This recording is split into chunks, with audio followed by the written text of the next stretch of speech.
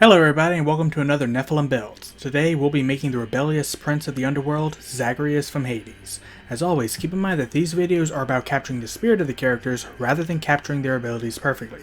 With that said, let's start with the ability scores. So what most people don't realize right away is that Hades is actually a dating sim disguised as a roguelike. And since Zagreus is the protagonist, that means his charisma is the highest with 15. Don't lie, you know you're thirsty for him too. Next up is Constitution with a 14. He might die eventually, but he takes a lot of punishment before he does. Next we'll put the 13 in his Strength. I mean, he needs something to swing his weapons around with.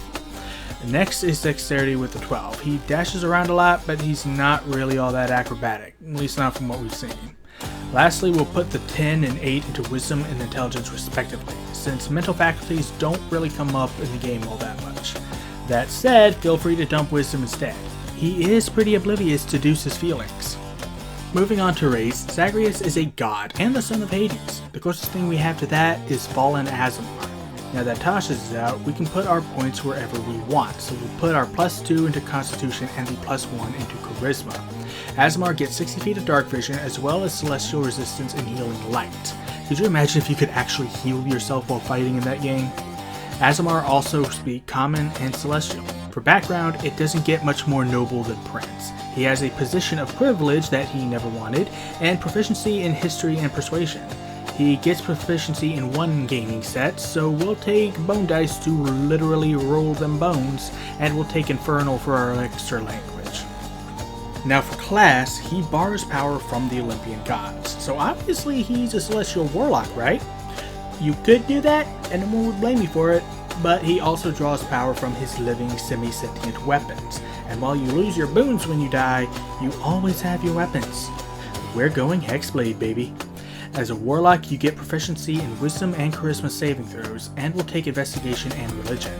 He's obviously been taught a bit about his relatives, and he does a little bit of investigating. As a Hexblade specifically, we have proficiency with light and medium armor, shields, and all weapons. It pays to be trained by Achilles. We get Hex Warrior, letting us use Zagreus' suave charm to attack instead of his muscles, and Hexblade's Curse for some extra critical chance. Oh hey, we already have Artemis. At level 2 we get Invocations, but like with the Ori video, I'm going to hit this when I'm done with Warlock. Level 3 is the good level. We get Necrotic Shroud from Fallen Azamar, as well as our Pact Boon, which is obviously going to be Pact of the Blade. I don't care what the flavor text says, no one plays Hexblade and not take Pact of the Blade. Next is level 4, which of course gives us an ability score improvement, which we'll of course put into Charisma. Now we're done with Warlock, which means we get to pick our invocations, which will be Armor of Shadows for some AC and improved Pact Weapon, because duh. Now you can keep going Warlock from here on out, but we're going to multiclass into Fighter, which gives us a fighting style at level 1. Honestly, a few of them work for this, but we're going with Great Weapon Fighting for Stygius and Valantha. Feel free to take something like Duelist instead. We also get Second Wind. At level 2, we get the signature Action Surge for some last-ditch damage to kill the boss. At level 3, we get our Martial Archetype, and while I desperately want to take Battle Master, the game's combat system isn't that complex. Really good, but not complex. So we're taking Champion. Feel free to take Battle Master anyway. At least improved critical applies to everyone, just no extra damage. Lastly, at level 4, we get an ability score improvement, which we'll put into our Charisma again. And with that, we have our modifiers. Now on to spells. So as a Warlock, Zagreus' spellcasting ability is Charisma. His spell save DC at this point is 16, and his spell attack modifier is +8. We have 3 cantrips at this point, and of course we're taking Eldritch Blast, which is a way better Bloodstone. I always forget I even have those. Next is Sword Burst for some Ares Riftblade, and Blade Ward for a little Athena. With 4 Warlock levels, we have 2 slots at 2nd level and 5 spells to choose from. We'll take Armor of Agathis for some Demeter, Hellish Rebuke for... I just realized there's no Fire Boons. Just called it a homebrew Hestia.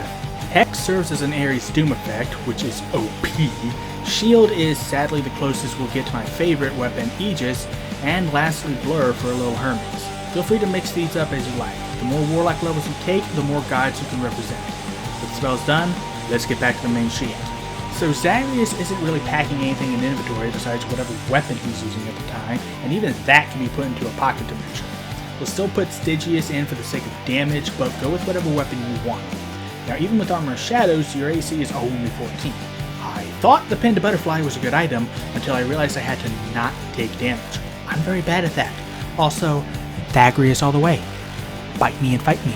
Our walking speed is 30 and our average HP is 68 with 48 and 40 hit dice. And with that, we're done. I would personally focus on Fighter from here on to farm ability score improvements, but if you want to continue in Warlock or even avoid Fighter altogether, then that also works. I considered adding Oathbreaker Paladin, but ultimately couldn't justify it. Just food for thought.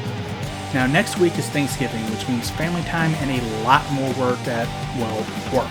So I'll be taking next week off. Comment below what you thought about this build, and I'll see you the week after next when I make Jin Sakai from Ghost of Tsushima.